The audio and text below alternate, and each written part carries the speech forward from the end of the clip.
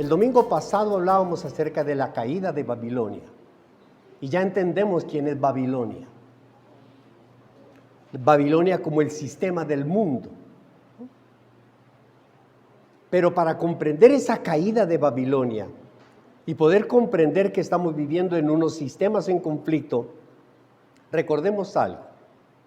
Recordemos que la vida, nuestra vida, la vida de todos, se centra en 4 deseos. 4 deseos que todos anhelamos ser suplidos. El primer deseo es el poder. Tener autoridad.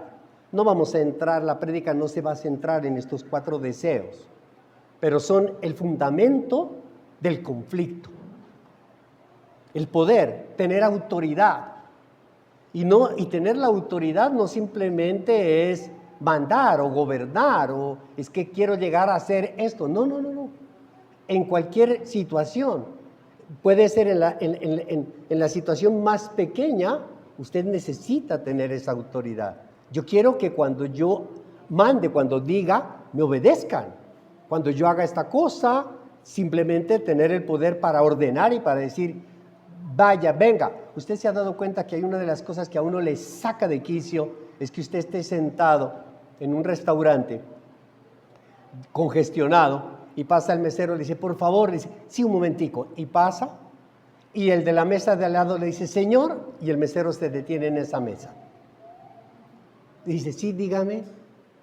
Dice, mire, tráigame una entradita de camarones. Claro que sí. Y usted le dice, hey, amigo, ya lo atiendo. Y sigue, usted empieza a subirle algo. Porque usted en ese momento quiere poder para echarlo. Usted quiere que le vean que usted tiene la autoridad. Y cada vez que el otro, el de la mesa, le levanta la mano, ese hombre corre. ¿No? ¿Por qué corre? Porque es que la vez pasada le dejó una propina maravillosa. Y usted no le dejó ni el saludo. Entonces le va a correr al otro. Pero usted quiere autoridad. Necesita autoridad. El segundo deseo, riqueza. El segundo deseo del ser humano es tener dinero. Tener dinero. La gente dice, no, yo realmente no, yo plata no, papito. Usted sin plata no es nadie, no es nada. Punto. Usted necesita plata, te necesita dinero. No, yo no, trabaje gratis. No, pues tampoco. Ahí tiene. Usted necesita. Tercer deseo, placer, pasarla bueno. No, pues tampoco, es que me tienen trabajando 24/7. Tampoco. Yo quiero salir, yo quiero pasear, yo quiero comer, yo quiero conocer el mundo, yo quiero disfrutar. Así. Y cuarto deseo, que no me pase nada. Seguridad. Seguridad. Y ahí está, en esos 4 deseos, está inmiscuido absolutamente todos los sentimientos, las emociones y los deseos del ser humano. Poder, riqueza, placer y seguridad. Si esto nosotros lo entendemos, podemos reconocer la importancia del llamado que nos hace Dios a través de su palabra para aceptar y asumir un nuevo sistema de vida. Váyase a Efesios. ¿Cuál es ese nuevo sistema de vida? ¿Y cuáles son los sistemas en conflicto? Váyase a Efesios, capítulo 4, versículo 17. Efesios 4, 17. ¿Lo tiene, amada iglesia? Efesios 4, 17. Así que les digo esto, y les insisto en el Señor, no vivan más con pensamientos frívolos como los paganos. Ese sistema viejo, ese sistema del mundo, a causa de la ignorancia que los domina y por la dureza de su corazón, estos tienen oscurecido el entendimiento y están alejados de la vida que proviene de Dios. Un sistema que vive en tinieblas. han perdido toda vergüenza, se han entregado a la inmoralidad y no se sacian de cometer toda clase de actos indecentes. Y lo estamos viendo, este sistema del mundo. No fue esta la enseñanza que ustedes recibieron de Cristo. Eso no fue. ¿Cuántas veces les hemos dicho a nuestros hijos, no? Eso no fue lo que nosotros, su papá y yo les enseñamos. Eso no les hemos enseñado en la casa. ¿Y usted de dónde aprendió esas cosas? ¿Dónde aprendió esas mañas?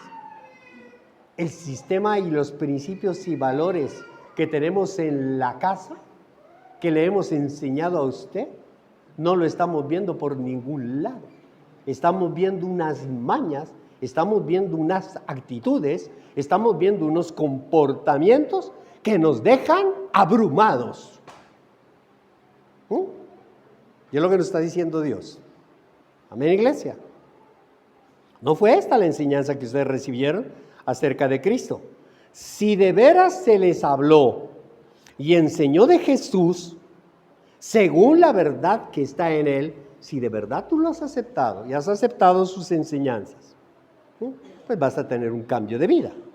Con respecto a la vida que antes llevaban, se les enseñó que debían quitarse el ropaje de la vieja naturaleza, la cual está corrompida por los malos deseos o los deseos engañosos.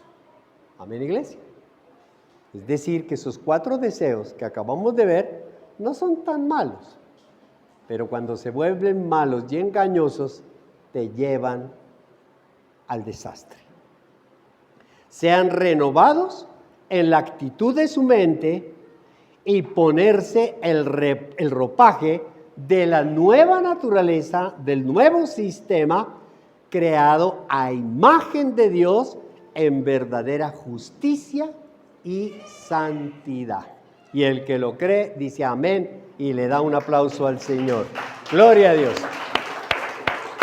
Amada iglesia, estos versículos nos hacen ver a 2 sistemas en conflicto. Aquí vemos 2 sistemas que están en pugna, que están en contradicción, que están en lucha, que están en pelea.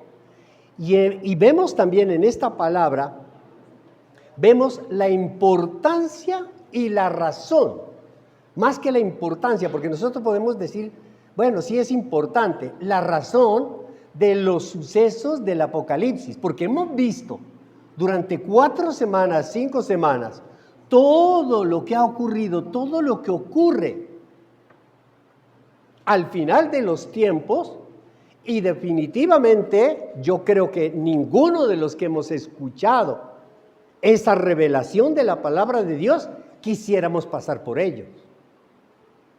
Ninguno. Perdón, no, yo no quiero pasar por eso. Y uno se cuestiona, no sé si a usted le ha pasado, se cuestiona y dice, ¿por qué Dios hace eso? ¿No es más fácil y se acabó todo?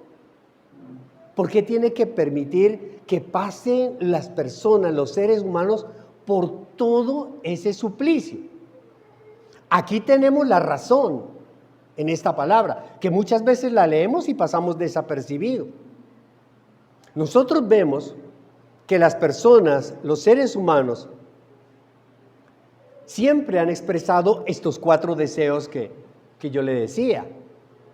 Pero estos 4 deseos, el deseo de tener poder, de tener riqueza, de tener placer o comodidad o bienestar, de tener seguridad, han sido ofrecidos por Satanás también durante toda la historia de la humanidad. Durante toda la historia. Es más, si usted recuerda uno de los eventos olvidados y mal estudiados o mal comprendidos, también nosotros vemos a Satanás tentando a Jesús con estos 4 deseos. ¿Para qué? Para que Él no siga cumpliendo el plan de morir en la cruz y así poder detener el propósito de Dios. Y vemos nosotros a lo largo de la historia de la humanidad ofreciendo estos 4 deseos de Satanás al mundo, y lo hace a través de sus demonios y a través de sus secuaces. ¿Entiende la palabra secuaz? Cuando nosotros hablamos de demonios, pues podemos comprenderlo, ¿no? Podemos decir, pues sí, claro. ¿Quién es el demonio? El demonio de la lujuria,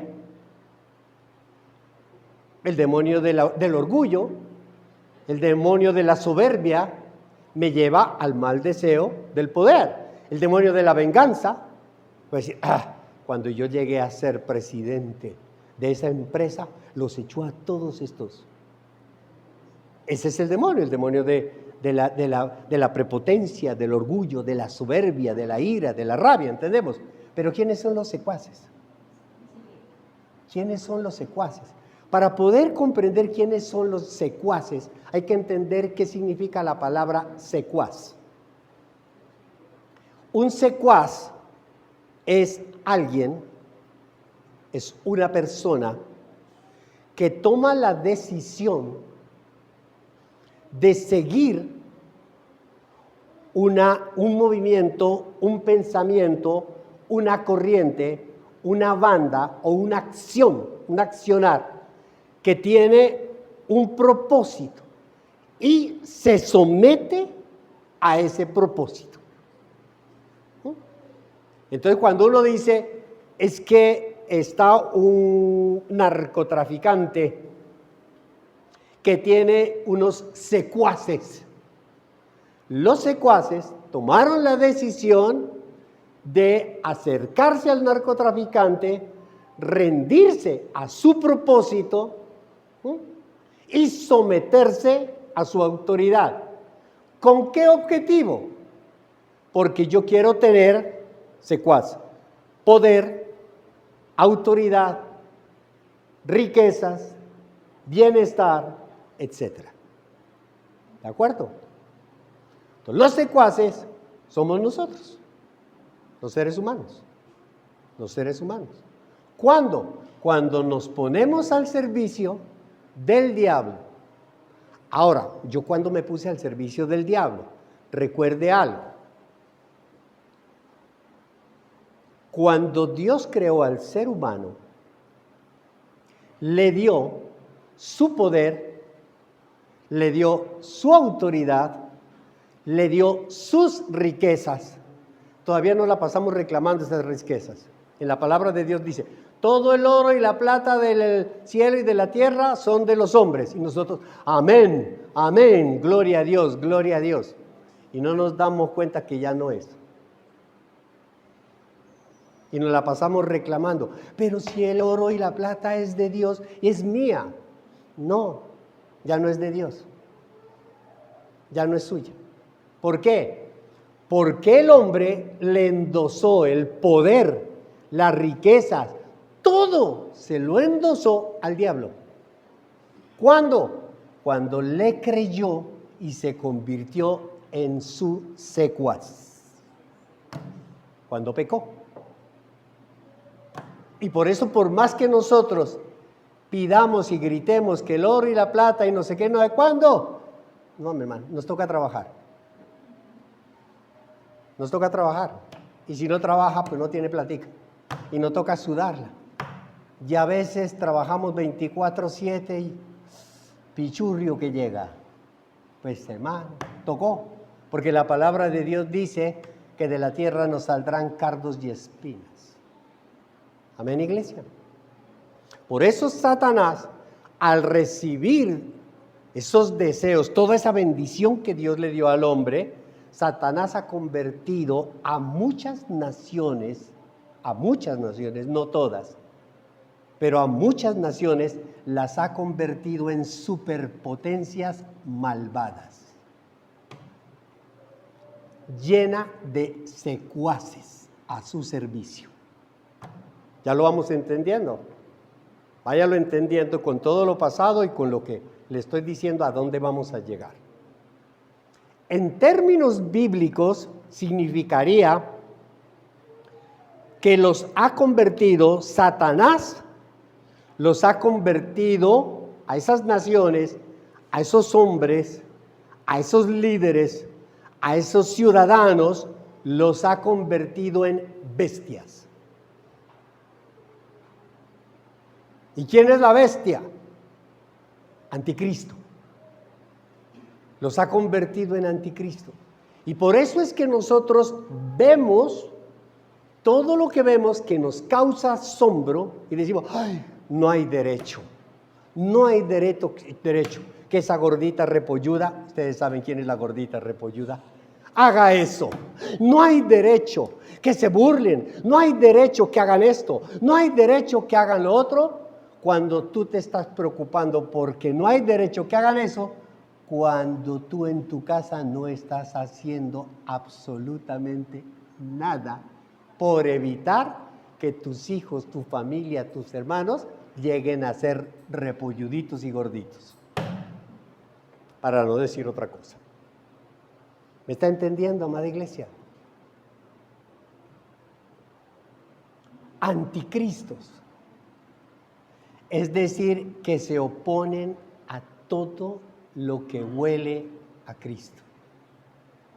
Les lastima, les molesta, como a nosotros nos mortifica el pecado, como nos mortifica a nosotros la desobediencia, como nos mortifica a nosotros todas estas cosas mundanas, uno le da escozor, ¿no? Siente uno que como que anda en tinieblas. Pero Satanás ha hecho eso con todas las naciones y con las personas con dos propósitos esenciales. El primero, dañar a la iglesia de Cristo. Ahora, hay que entender eso. Y hay que entenderlo muy bien. Porque el diablo no te odia a ti. ¿Usted qué le ha hecho al diablo? Nada. Antes usted le ha hecho muchos favores al diablo. Antes nosotros con nuestros actos le hemos ayudado muchísimo al diablo. Sin saberlo, quizá muchos pueden ser secuaces del diablo. Entonces no, el diablo está contento con la actitud de muchos cristianos, con el comportamiento de muchos cristianos que viven engañados, porque acuérdese, la palabra misma dice que es el más grande de los mentirosos, es el padre de la mentira, del engaño.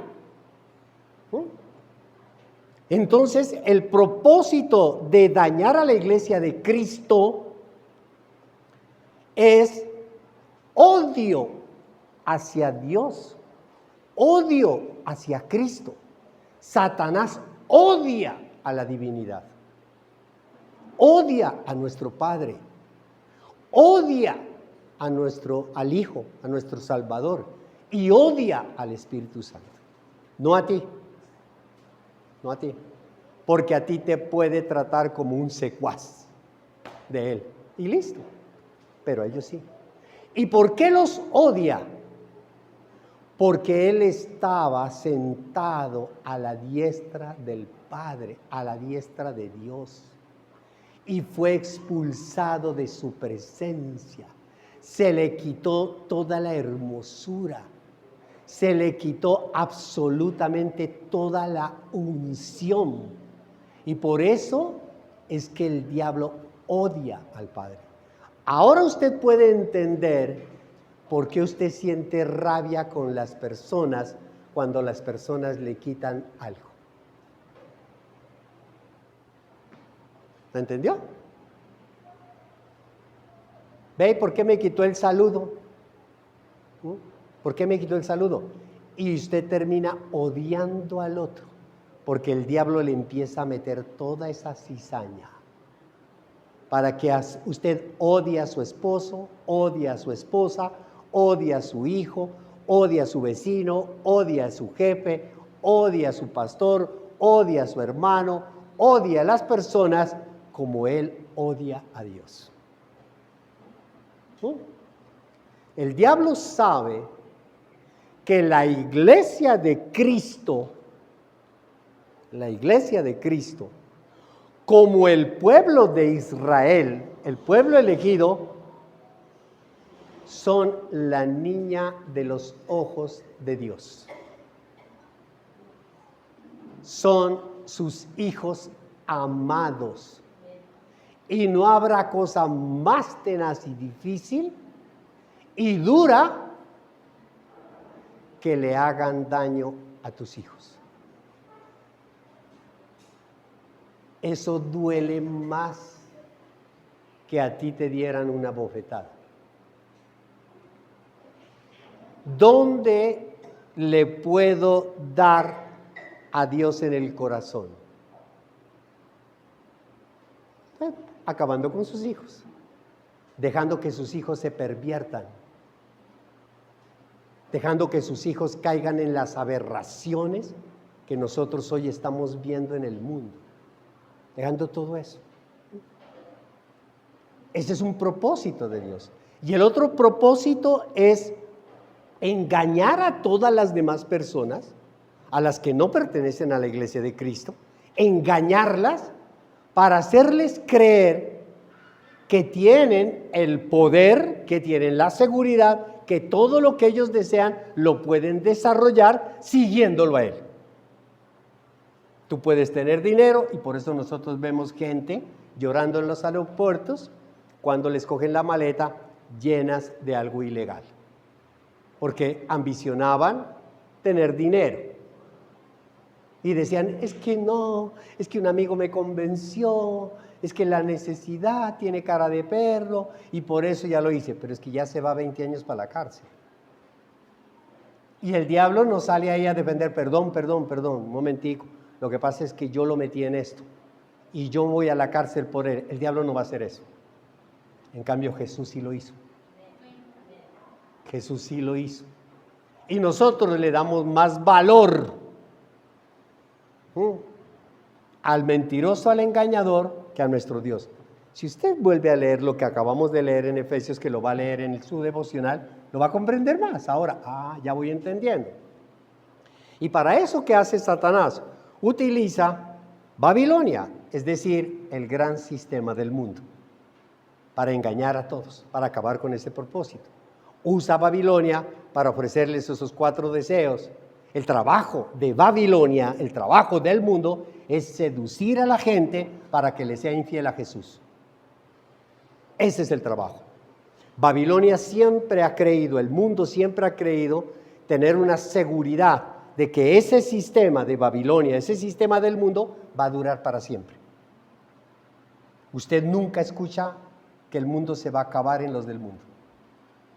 Usted nunca escucha, nunca acepta cuando uno le dice, hombre, mire, ahora que usted tiene trabajo, no se desmande, ahorre, guarde, trabaje para la vejez. No. Usted se da cuenta que ese trabajo se acabó cuando está viejo. Y cuando está sin una por delante y sin una por detrás. Porque uno cree que la salud la va a tener para siempre. Uno cree que la belleza la va a tener para siempre. Uno cree que la riqueza la va a tener para siempre. Uno siempre, el sistema, porque ese es el engañador, el diablo, que te está metiendo en la cabeza de que lo que tú tienes va a ser para siempre. Y por lo tanto, el mundo nos ha metido a nosotros un viejo y conocido refrán, que nosotros debemos vivir al día, vive al día. Comamos y bebamos, que mañana moriremos. Así es que disfrutemos ahora. Resulta que usted no va a morir. Primero se va a quedar sin la provisión y luego sí se va a morir. Y ahí va a empezar a reflexionar. Amén, iglesia. A ese sistema del mundo es que Dios, ahora sí ya la cogió. A ese sistema del mundo, a esa Babilonia, es que Dios le da de beber la 7ª copa de su ira. para destruirla totalmente. ¿Ya? Porque la gente dice, ¿y por qué es un Dios malo? Porque es un Dios que destruye las cosas. Y cuando leemos lo que leímos nosotros de las copas del Apocalipsis, el domingo pasado uno dice, ¡wow! Porque la copa de la ira de Dios está siendo derramada sobre el sistema corrupto, no sobre la iglesia, no sobre los fieles que seguimos a Cristo Jesús. No, amada iglesia. Estamos contemplando nosotros la ira de Dios sobre un sistema corrompido por los malos deseos. Corrupto. Y ese sistema, amada iglesia, escuchen, ese sistema tiene que ser destruido totalmente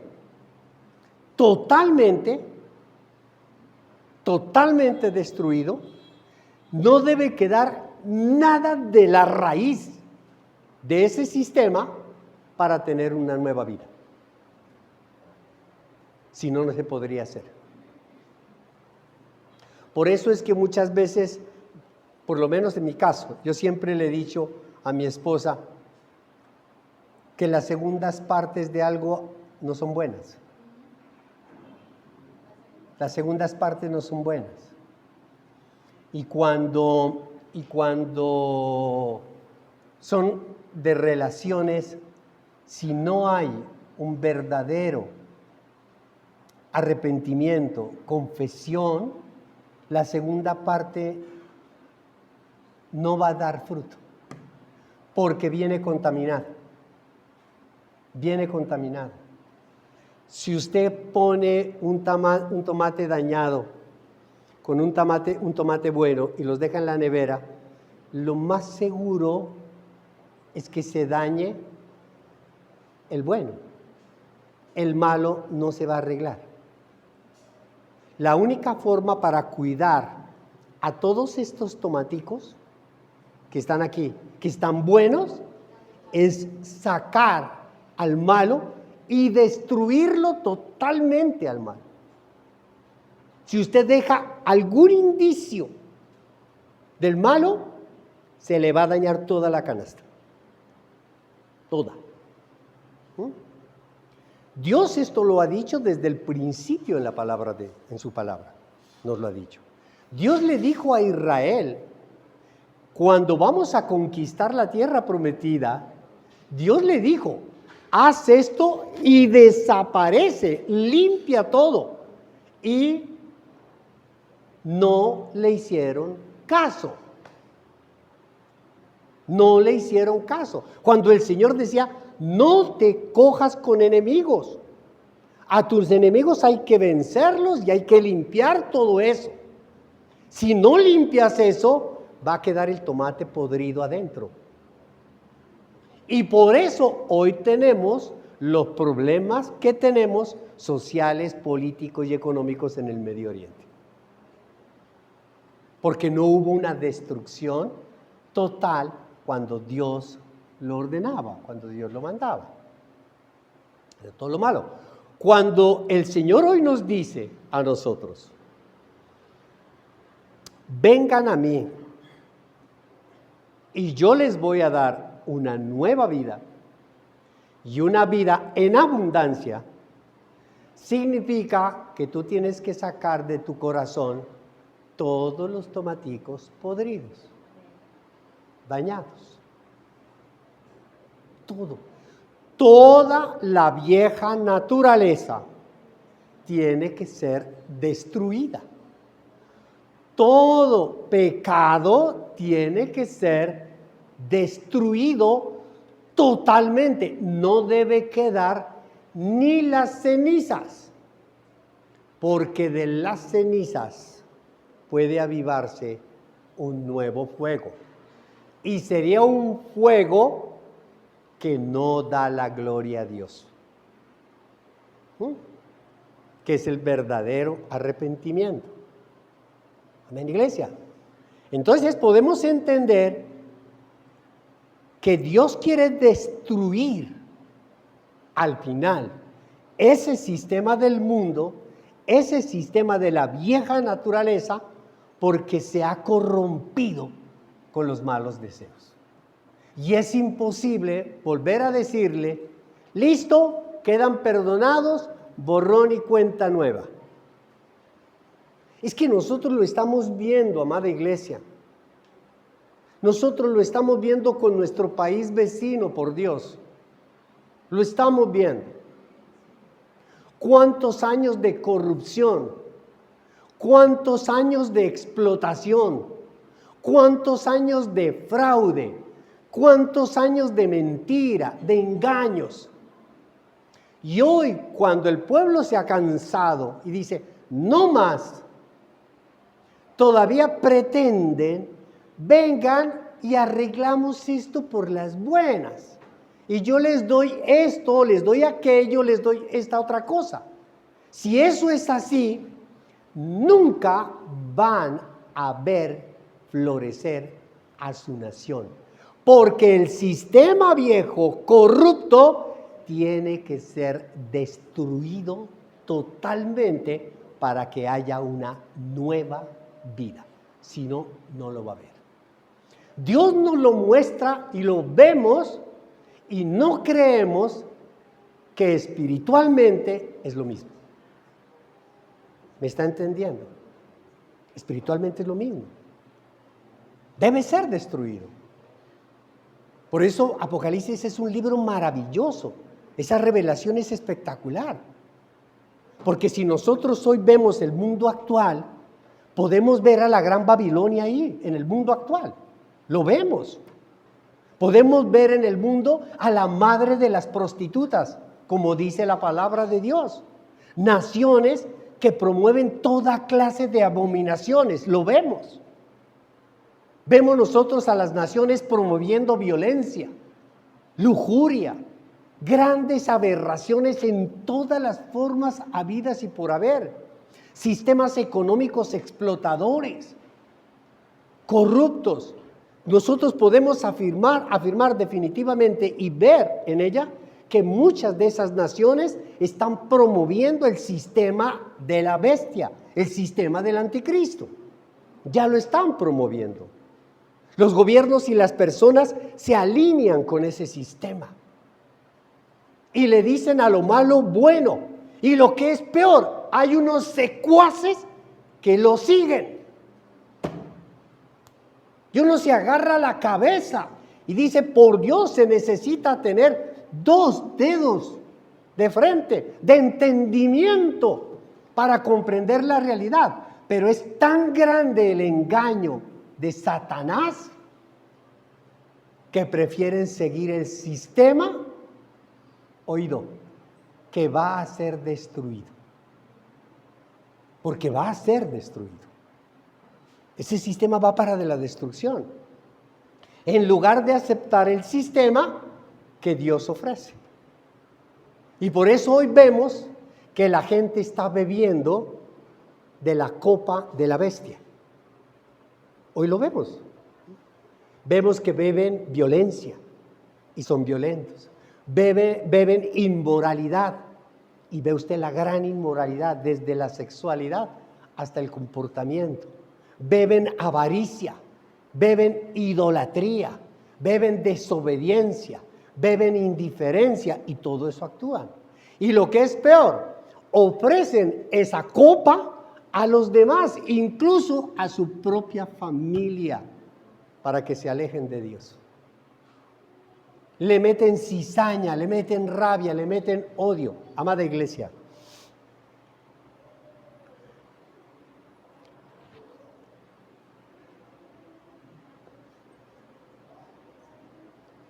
en mi correo personal, en el Gmail personal, yo le tengo puesto un versículo bíblico en la parte inferior cada vez cuando yo envío un mensaje o algo.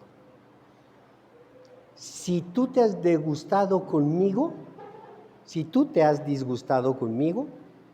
no has perdido nada. No has perdido nada. Usted póngase bravo conmigo y no va a pasar nada. Nada es nada. Pero si te has disgustado con Dios, lo has perdido todo. ¿Por qué nos disgustamos con las personas y eso nos lleva a disgustarnos con Dios? ¿Qué tiene que ver Dios en eso? ¿Qué tiene que ver Dios en eso? Ese es el engaño. Ese es el engaño. Ese es ofrecer la copa de vino, de la rabia, de la ira que yo tengo y se la transmito a los demás para que odien también a Dios, para que odien al otro. Entonces lo estamos viendo nosotros. Y vemos nosotros a la gente bebiendo de esa copa. Y yo no sé si usted se ha dado cuenta, pero los borrachitos, díganme los borrachitos. Los borrachitos tienen un refrán, un criterio, una concepción. Cuando se sientan y se toman la primera copa, luego la segunda, a la tercera copa, a la mesera, que es visca, gorda, y le faltan todos los dientes, la empiezan a ver una mujer espectacular. Porque el trago embellece. El trago embellece. Dice, wow, está como buena la gordita. Está simpática, está espectacular. ¿Ah? Y cuando la gente bebe de la copa del vino de Satanás, empieza a ver la vida de la carne más atractiva que la vida espiritual. Y empieza a decir, pero es que yo me lo merezco. Yo así lo decía, yo le decía a mi esposa, es que yo trabajo de sol a sol. No tengo derecho a una patica bailarina el viernes. No tengo derecho a salir. No tengo derecho a disfrutar de lo que he trabajado. Mire el engaño. Miren, sí, claro, usted tiene derecho a eso. Va, pero ¿por qué no sale con la esposa? No. Estoy cansado de comer bagre, quiero ir a comer chuleta. Quiero otra cosa, quiero cambiar, quiero respirar otro aire que me tiene a mí como atosigado. Eso lo vemos todos los días, en todos los hogares, en todas las familias. Y eso es lo que estamos bebiendo todos los días de la copa de los demonios. Porque creen que les pueden dar riqueza, que les da felicidad, que les da poder, que les da placer, que les da comodidad, que les da la seguridad, que les da todo eso. Dios nos ayuda a que seamos fieles a Él. Porque lastimosamente la carne jala. La carne jala mucho. Y nos muestra cómo va a terminar ese sistema. Que es cuando uno trata de mostrarle a las personas alcohólicas, a las personas drogadictas, a las personas que han caído en algún sistema de vicio, uno les trata de mostrar, mira cómo van a terminar tus pulmones, mira cómo va a terminar tu vida, mira cómo va a y le muestran y se le hace terapia y la gente puede ver los pulmones más dañados, puede ver todo, lo que sea, le entra por un oído y le sale por el otro.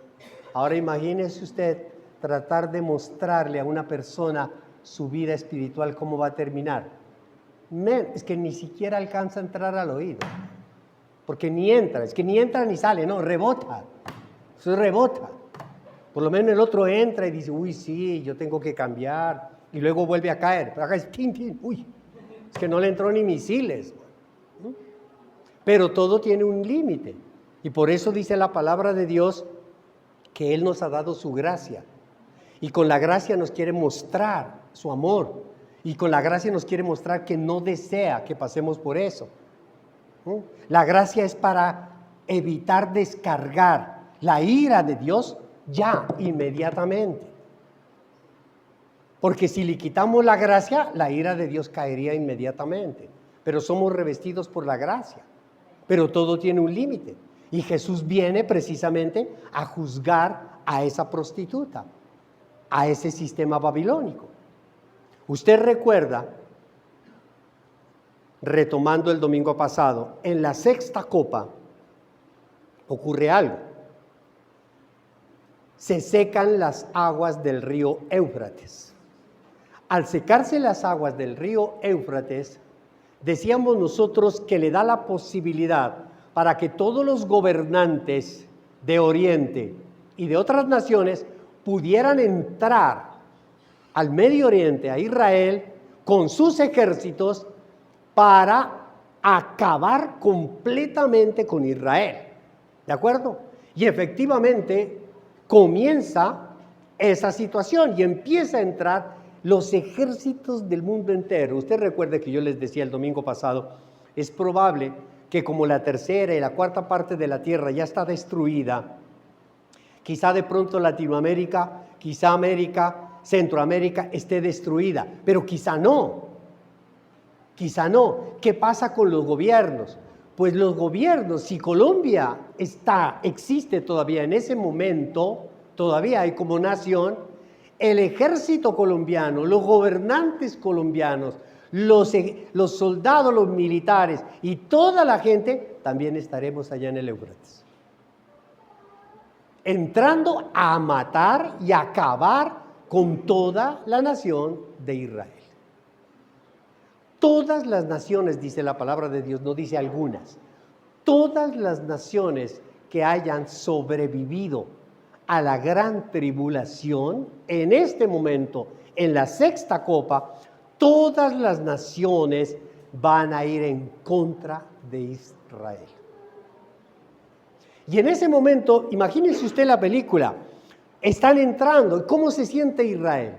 Ya no tiene apoyo, ya no tiene a nadie, absolutamente nada. Empieza a replegarse hacia la ciudad santa, porque es la única ciudad que no quieren destruirla los otros, sino conquistarla, dominarla. Entonces empiezan a replegarse todos, están asustados. ¿Y qué pasa cuando uno ve que lo inevitable llegó? ¿Qué hace uno? Yo recibo el meteoro, pero ¿qué hago? ¿Qué más puedo hacer? Porque si es inevitable, yo no voy a hacer así. Si yo veo que viene un balón a toda velocidad hacia mi cara, lo inevitable va a suceder, me va a dar en la cara. Pero yo no por eso le voy a poner la cara. Yo trato como de evitarlo, ¿cierto? Aunque eso sea tan grande que no lo logre. Cuando Israel esté así, va a haber un grito, un estruendo en el cielo. Va a haber un estruendo tan grande que todos estos ejércitos que están entrando contra Israel van a parar y van a voltear su mirada hacia arriba para ver de dónde vino semejante vozarrón y estruendo.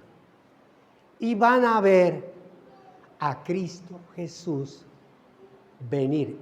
Esa es la segunda venida. La segunda venida. Y lo verán desde todos los lugares habidos y por haber. Desde todo punto geográfico. Todo ojo verá el descenso de nuestro Señor Jesucristo, la segunda vez.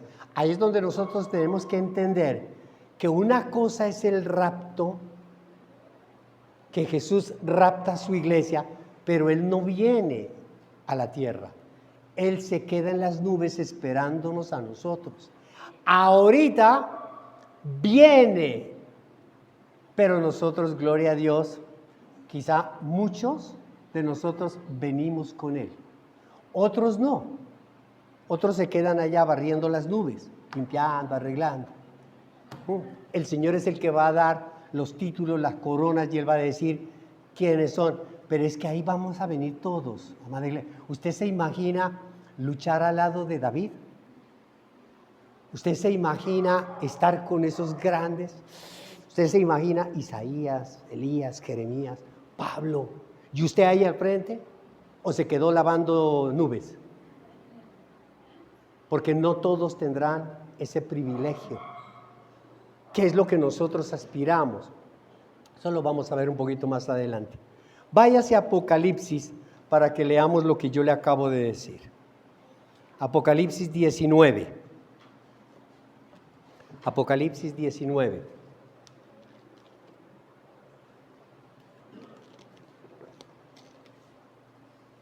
Versículo 11. ¿Lo tiene, amada iglesia? Luego vi el cielo abierto y apareció un caballo blanco. Su jinete se llama Fiel y Verdadero.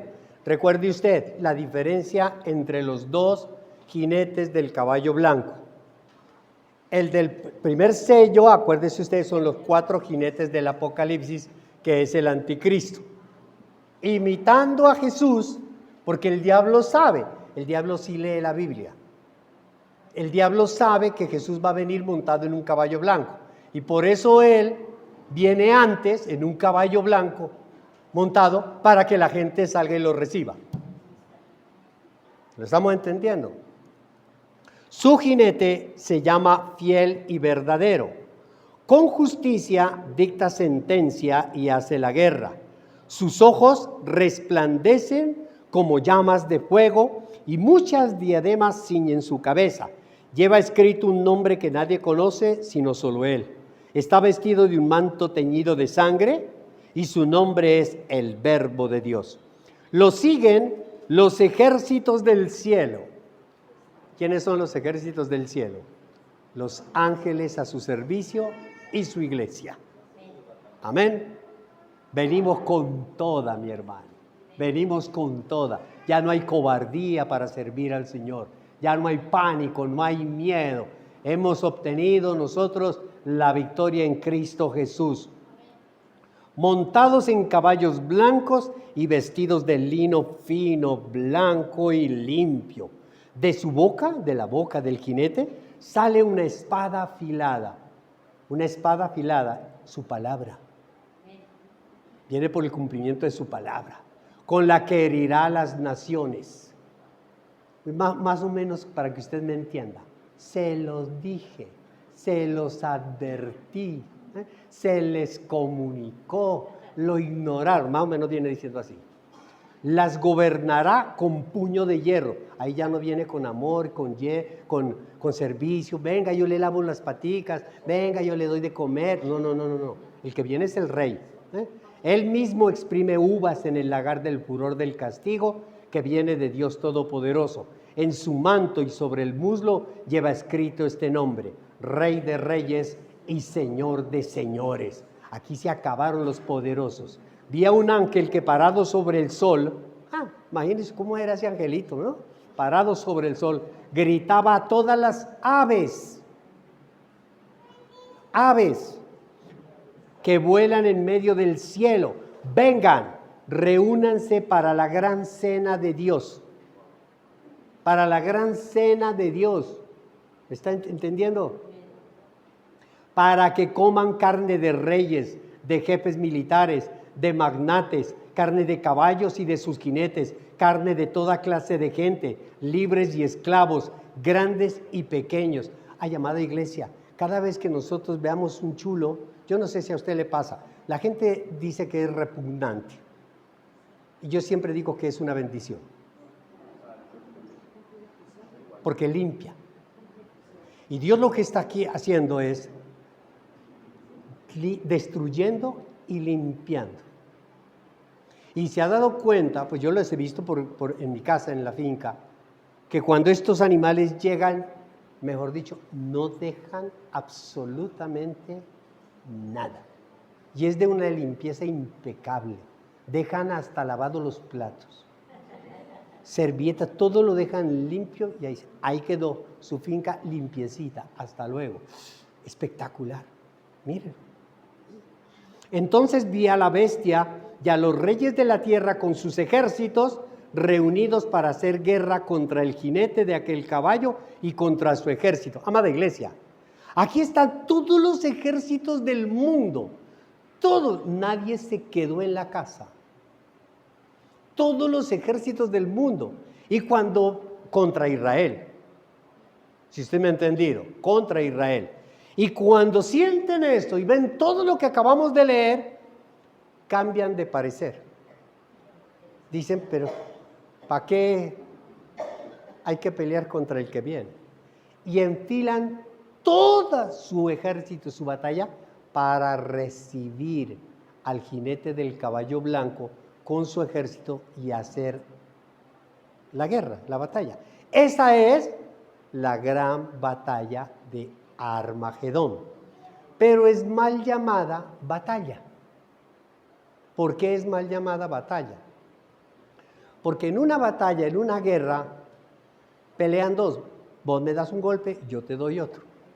Pero aquí dice la palabra de Dios que no alcanzan ni siquiera a gritar los ejércitos, sino que hay una destrucción inmediata y total. ¿Cómo va a ser destruida? Mateo 24.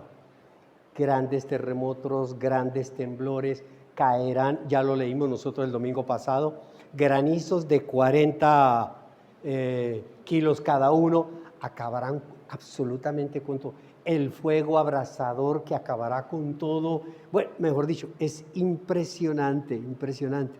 En estos días con mi esposa vimos una película fantástica de un dragón que destruyó una ciudad. Y yo le decía, mira, esa es la destrucción, mírala. Y eso es que no quedó títere con cabeza. El fuego es impresionante. Todo y con todos los efectos y con toda la cosa, pues uno queda asombrado. Entonces vi a la bestia y a los reyes de la tierra con sus ejércitos reunidos para hacer guerra contra el jinete de aquel caballo y contra su ejército. Pero la bestia fue capturada y junto con el falso profeta es el que hacía las señales milagrosas en presencia de ella, con las cuales se engañaba a los que habían recibido, o sea era un predicador, los cuales engañaba a los que habían recibido la marca de la bestia y adoraban su imagen. Los dos fueron arrojados vivos al lago de fuego y azufre. Escúcheme, esta es una revelación para hacer una pregunta maravillosa. Los católicos creen que el diablo vive en el infierno. Lo cual es falso. El diablo no vive en el infierno. En el infierno hay unos demonios. En el infierno hay unos demonios que están atados, que están ahí, que ellos no van a salir. Que Dios inmediatamente en la primera rebelión en el cielo los metió allá. ¿Por qué? Yo me imagino que por su gracia. Dijo, estos se quedan allá encerrados, estos no. Con estos que salgan es más que suficiente para qué, el desastre que van a causar. Pero en este momento, la bestia, que es el anticristo, y su profeta, son los primeros habitantes del infierno. ¿Quién es el primer hombre enviado al infierno? El anticristo y la bestia y el falso profeta, porque ellos son hombres. Ellos no son demonios, no son espíritus, son hombres. Son los primeros que los despacharon para el infierno. Y los despacharon vivos, con carnecita, porque tenían carne y huesos. Los despacharon para allá. Esto lo vamos a ver el próximo domingo, si Dios quiera, con más profundidad. Los demás, todos los demás, fueron exterminados por la espada que salía de la boca del que montaba a caballo, y todas las aves se hartaron de la carne de ellos. Amén, iglesia. Se acabó la batalla, eso fue rapidito. Yo creo que es una batalla que durará, ¿qué? Un día, más no demora. Después de la batalla de Armagedón, Cristo somete a todos sus enemigos y pone fin al sistema de Babilonia. Acaba. Todos, absolutamente todos los malos acaban de ser destruidos. Mire que no dice que los envía al infierno, son destruidos. Todos están destruidos, muertos. Ya sabemos que cuando muere, porque habrá mucha gente que tiene carne, tiene un cuerpo, muere y ¿para dónde va? Para el Seol. ¿Quién está en el Seol, en la tumba? Todavía todos los que murieron sin Cristo en el corazón. Esa persona que usted escuchó, que dijo, yo no necesito de Cristo, y se murió, esa persona todavía no ha resucitado. Nosotros conocimos con mi esposa a una persona, a un joven, muy amable, muy lindo, muy simpático. Casi llega a formar parte de nuestra familia, pero que nunca quiso aceptar a Cristo. Nunca. Y se casó, tuvo hijos, le dio un cáncer muy grande y en su lecho de muerte se le habló de Cristo, se le habló de recibirlo y él no quiso. Él todavía está en el Seol y todavía no ha resucitado en este momento, ni por enterado de la batalla de Armagedón. Todas las personas que han muerto sin Cristo todavía no resucitan. En este estudio que estamos haciendo, todavía están allá quietico. Los únicos que han resucitado, los que murieron con Cristo en su corazón y la iglesia raptada. Los que se quedaron en la gran tribulación, que aceptaron a la bestia, ahorita acaban de ser destruidos y mueren en la carne. Mueren en la carne. Amén. Y sobre la faz de esta tierra no hay, escúchelo, ni un solo malo. Y dice la palabra de Dios que Jesús pone un pie en Sión y el otro pie en el Monte de los Olivos, en Jerusalén. Y se para allí y dice, voy a gobernar esta tierra por 1000 años. Para eso he despejado absolutamente a todo. Y todo ese ejército, que es la iglesia y los ángeles, venimos a esta tierra a reconstruirla. Ya las aves se encargaron de toda la carroña y comienza esa reconstrucción y comienza el reinado de Cristo en la tierra. Un reinado que inicia con un evento maravilloso, espectacular, raro, que lo vamos a ver el próximo domingo. Satanás está vivo, es espíritu.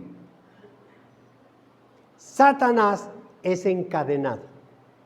¿Cómo serán las cadenas que Dios usa para atar a un espíritu? No sabemos. Lo encadena y lo manda a un lugar que no es el infierno. Lo encadena en un lugar, en una cueva, durante 1000 años. Es decir, que en esta tierra estamos los buenos, el diablo ha sido encadenado, el anticristo y el falso profeta están ya en el infierno y todos los demás están muertos. Amén, iglesia. Vamos a ver el milenio el próximo domingo, pero por lo pronto, o sea, ¿cómo será ese gobierno de Cristo en esta tierra? yo lo invito para que analice usted la lucha que usted está librando ahora entre esos dos sistemas, entre la carne y el espíritu. Ahorita estamos viendo que Dios, a través de Cristo, logra la victoria y todo lo que es anticristo es destruido. Todo lo que es. Nosotros llevamos a diario un conflicto de dos sistemas, la carne y el espíritu. Y ya sabemos nosotros que la nueva vida en Cristo es la que vence. Ya usted lo sabe. Ya el soldado está avisado. Y en guerra avisada, ese soldado no debe morir. Ya lo sabemos. Entonces, ¿qué tenemos que hacer, amada iglesia? No nos dejemos engañar por el sistema babilónico del mundo que nos invita a que esos deseos que hemos visto del placer, de todo esto, son los deseos que nos va a dar o nos va a satisfacer el diablo con su sistema. No, amada iglesia. El único que nos puede satisfacer nuestros deseos físicos, materiales, es Cristo. Con Él ganamos en esta tierra y venceremos en la victoria final. Y el que lo cree, dice amén. Y le da un aplauso al Señor.